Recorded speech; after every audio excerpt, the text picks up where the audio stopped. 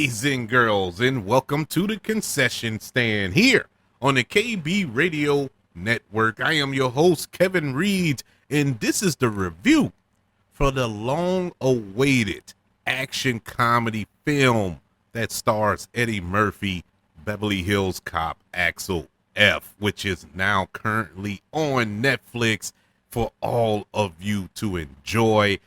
This film is directed by Mark Malloy, and also returning along with Eddie Murphy, we have Judge Reinhold, John Ashton, Paul Reiser, and Bronson Pinchot. And we have some new additions to this franchise: Joseph Gordon-Levitt, Taylor Page, and Kevin Bacon. And this go around, Eddie Murphy reprises his role as Axel Foley as he returns to Beverly Hills after his daughter Jane's life is threatened. She and Axel team up with her ex-boyfriend and some old pals, John Taggart and Billy Rosewood, to uncover a conspiracy. I make it no secret that I am a huge fan of the Beverly Hills Cop franchise. I absolutely hated Beverly Hills Cop 3. I don't make it a secret. And that film left such a bad taste in not only my mouth, but a lot of people's mouth. And you wanted to have the character of Axel Foley go out in a much better film than what we got in part 3. It's been, 30 years since the release of that film? And, all hope was lost. You kept hearing about maybe they were developing something. They even tried a TV show that didn't even get aired. And it just felt like all hope was lost. Eddie Murphy, he's gotten older. As of right now, he's 63 years old. Can he handle a role like this? Now, granted, the role of Axel Foley, it wasn't like he was doing Keanu Reeves style action in John Wick in these films. That never was the character of Axel Foley, I should say. But it's just getting up. He's getting up there. But black don't crack. He looks great for 63 years old. I think I look older than Eddie Murphy right now. He looks great for 63 years old. And this film, when it was announced, I was like, okay, let's see, find out it's coming out on Netflix. And no disrespect to Netflix, because Netflix has some great programs and movies that they release. But, it wasn't going to be released in theaters. And, you kind of have that doubt in your head. Is this going to be any good? Then you look at Eddie Murphy's filmography over the past 10 years, and you're like, oh, no. Especially revising a historical classic character. I say historical like it's a actual person, but a classic character as Axel Foley, like he did with Hakeem and Coming to America, and how they just pulled the bed with that film. And you're like, man, he's gonna do it again to Axel Foley. I am happy to report. I am so happy to report that Beverly Hills Cop Axel F was amazing. This movie checked every box that you want in a Beverly Hills Cop film. Everything about this movie worked. Everything. This was a return to form. This film felt like the original Beverly Hills Cop that was released in 1984. 40 years ago. It had the same tone. It had the same pacing. The jokes were just as funny. The action was just as exciting. It was everything that was missing from part 3. The last time we saw this character. It worked. It actually worked. And I'm blown away. Absolutely blown away on how good this movie is. I'm telling you, it's a struggle to put it into words. How Eddie Murphy was able to channel the character that he created 40 years ago. It's amazing how John Ashton was able to channel John Taggart from 40 years ago. Judge Reinhold channeling Billy Rosewood from 40. I mean, it's like they never left. They are the same characters, and we've seen these actors play different characters in between those 40 years. Isn't like that's all they have played. They've played different type of characters throughout their careers, and to come all the way back and go full circle and reprise these roles and still have that same chemistry, still have that same charm and charisma, and it just worked. It was a joy to watch that. Just for that alone, this movie is excellent. But it was more to it. It's more to the Axel Foley character. He's older now, and I respect this film a lot because we leaned into the fact that he's old. You know, he's not decrepit old, of course, but he's old. And the movie didn't shy away from that. It didn't make it like Axel Foley is still the same Axel Foley from 40, even 30 years ago or whatever. He is still Axel Foley inside, but out, he's a little slower. You know, he needs a little help with certain things and this, that, and the third. And the movie leaned into that, but still keeping the core of Axel Foley alive. Beautiful job. That's a testament to not only Eddie Murphy, but to the director and the writing in this film. Speaking of which, the director here, man, I've never heard of this young man, Mark Malloy. I don't know what he has done in the past. I tried looking up his filmography. I think this is his first film because I couldn't find anything. I could not find anything that he has done other than commercials that he's done in his native Australia. But other than that, nothing to this degree. And I'm shocked by that because this was an excellent job. This was like a seasoned director getting behind the camera and making this film. What a job. What a job. The pace never lets up. We start off with action, and it's action throughout, which is surprising to me because I wasn't expecting a lot of action in this film, but it got it. You know, I was expecting some. I mean, it's Beverly Hills Cop, you know, but I wasn't expecting a lot of action. But they had about maybe 4 or 5 action set pieces in this film. Big action set pieces. You know, now I'm not talking about just hiding behind a column and shooting type. You know, car chases with snow plows and box vans and police cars and helicopters. It was a lot going on in this film, action wise, and that is amazing to me. Good job by Mark Malloy.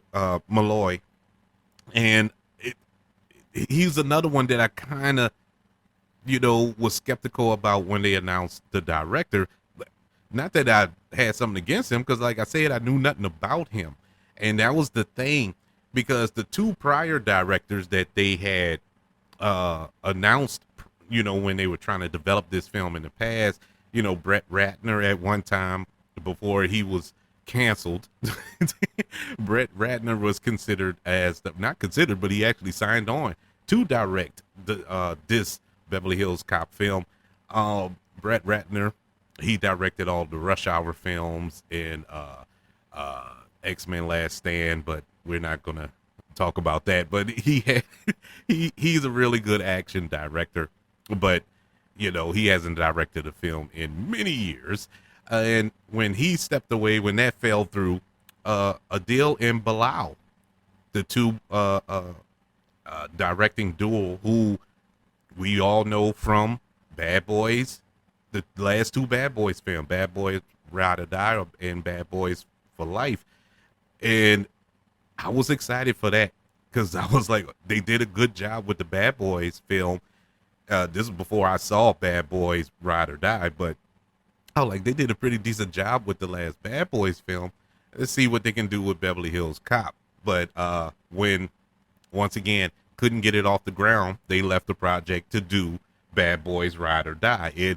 It all worked out for the good for everybody, I think. Everybody because Bad Boys Ride or Die was excellent, and this film turned out to be excellent as well. I do have some gripes with the film. The film isn't perfect, but it's not enough for me to say, "Oh man, I'll never watch this again." No, in fact, I'm I'm waiting to finish this so I can go watch it again. To be honest with you, this film, uh, the relationship between Axel Foley and his daughter, even though the relationship itself was great, I loved the chemistry between Eddie Murphy and Taylor Page in this film, who plays his daughter. That was great. That story was great. So you may ask yourself, well, what's the gripe, Kevin? Well, the gripe is, and this is just me, who's always over analyzing things in his head. Uh, it's the fact that I'm sitting there and I'm trying to piece together, where did the daughter come from? Because I'm thinking of the last film, which was part 3, of course, and the daughter was never mentioned. Now, going by the logic that they put in this film, she was alive. She was born by then. She actually was like maybe 4 or 5 years old at the time of Beverly Hills Cop 3. And I think that would have been interesting if he had a daughter and he was going to this amusement park thing. Now, of course, they never thought of that when they was making Bad Boys 3, that he would have a daughter. I get all that. I know, but it's just the way that was done. It was kind of, and they focused on the fact that she's 33 years old or 30, what he said, 33 or 34 years old, something like that, or maybe 32. And I'm like, well, that last movie came out 30 years ago, so actually she was 2 years old, and it just bothered me. That bothered me. Now I'm nitpicking. I'm fully acknowledging that I'm nitpicking, but it bothered me for a minute. And then the fact that Axel Foley was married when to Jane's mother, and they end up getting a divorce later on and moving to Beverly Hills, ironically. But who's the mother? The mother was never mentioned. The mother isn't like she passed away. They just said that if she did, they didn't mention it, but they didn't say who it was, and anything. It was never an indication that Axel Foley ever had a wife, and so that part kind of stuck with me too. Now, once again, I fully acknowledge 30 years ago, they never thought they was going to make a 4th film in 30 years. So they weren't thinking that far ahead. And so I get it. I understand that. But now that we are here, I got to look at it in its totality. I got to look at all the films, because these are all lumped up together. This is all canon. So it's like, okay, where does this fit? Where does it not fit? And so that was the thing that bothered me with that. The other thing was the villain. The villain in this film was one note. This villain, and I love the actor who plays the villain. I actually loved his performance in the movie. It wasn't his performance. It was just blah. He was just a one note villain. There was no complexity about him. There was no is he or isn't he. The moment he steps on screen, you know that he's the villain. There's no sugarcoating it. There's no hiding it. They didn't even try to hide it. That's who he was. And so that kind of disappointed me, because I wanted the reveal. I wanted Axel Foley to do his investigation and reveal that he was the villain, even though I knew he was the villain from watching the trailer. When you cast somebody like this, you know that they're not in it for a supporting role. They're in it to be the villain. And so that's all fine and good. Like I said, they're all nitpicks. My negatives are nitpicks. But I think that's it. I think that's my only problems with the film. Everything else worked. I mentioned the comedy. The comedy landed. It was funny. I laughed out loud the entire film. I mean, this was the old Eddie Murphy. This was Eddie Murphy from the 80s. This is who I've been missing for so long. We all been missing for so long. You know, for the past, I would say 30 years, Eddie Murphy has been toned down, man. He's really been PG-13 Eddie. And it hasn't worked, at least not for me. I love the raw, no pun intended, the raw Eddie Murphy. And I want that just F-bombs and crude humor and all this. I love that about Eddie Murphy. And it returns in this film. Now, it isn't a lot. It isn't an F-bomb fest all over the place, but when he when he hits it, he hits it. And I loved it. I love the line. I love the line. Now it's in the trailer, so I'm not spoiling it. I love when him and Joseph Gordon-Levitt's character meets for the first time, and he's going over Axel Foley's file, and he's like, "Yeah, you've been in Beverly Hills before. Yeah, back in 1984." When the first film came out, then he flipped the page. He's like, "Yep." In 87, you returned, and yep, that's when part 2 came out.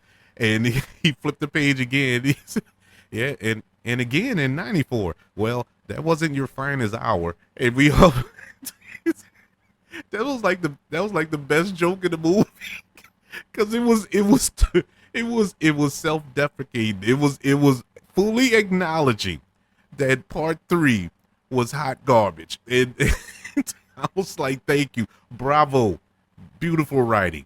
To give him a Pulitzer, whoever wrote this script. This was, they fully acknowledged it, and it was great. But overall, this was probably the best film in the Beverly Hills Cop franchise since the original. Is it the best in the franchise? No, it's not the best in the franchise, but it is truly a sequel worthy of its title. Beverly Hills Cop Axel F gets a letter grade of an A-.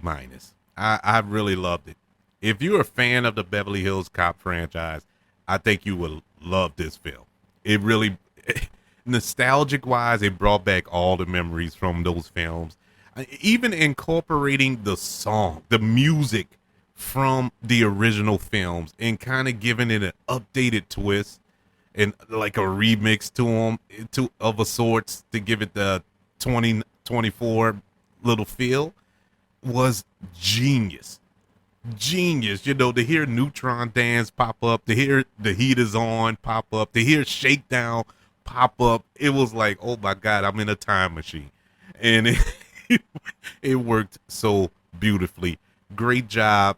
Thank you, Eddie Murphy. It's good to see you back in form. I would love to know, what did you think of Beverly Hills Cop Axel F? Did you enjoy it as much as you did the original film, or do you think it was trash? Do you think it was as bad as the third film? I would love to talk to y'all. I would love somebody to tell me it was worse than part 3. It's no way. And I went into this movie, as long as it's better than part 3, I'm satisfied. And I was satisfied to the nth degree. It blew part 3 out the water. But I'm pretty sure there is somebody out there listening who disagrees with me, and that's fine. I'm not mad at you. I would just love to know your thoughts. Email the show, kbradiopodcast@gmail.com. You can also search for the show on all social media platforms. Just search for the KB Radio Network. Also, don't forget to subscribe to the KB Radio Network channel on YouTube and like this video if you don't mind. Also, ladies and gentlemen, don't forget about the 5 stars, the reviews, and sharing this show. If you're listening on Apple Podcasts, Spotify, iHeartRadio, wherever you are currently listening to the concession stand here on the KB Radio Network. Everybody, thank you for joining me for this review of Netflix new action comedy Beverly Hills Cop Axel F, which stars the great Eddie Murphy. Can't wait to speak to you on the next go around. Want you all to know that I love you. Continue to love everyone, and until we speak again, you all be blessed.